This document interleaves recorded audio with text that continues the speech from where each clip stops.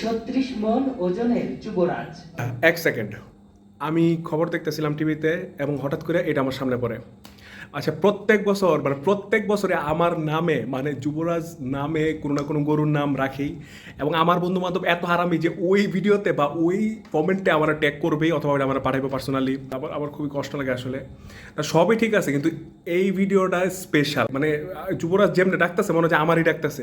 ধরেন আমি পানি খাইতেছি, গক গক গক, হঠাৎ করে যখন যুবরাজ বললো, মানে সিরিয়াসলি, মানে আপনি দেখেন, আপনি জাস্ট একবার দেখেন কি বলে।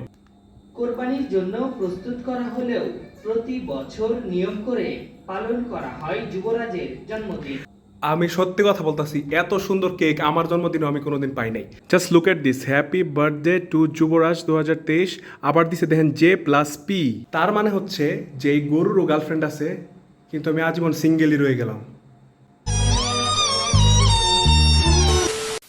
দানবাকৃতির এই ষাঁড়কে দেখতে প্রতিদিনই ভিড় করছেন পশুপ্রেমীরা।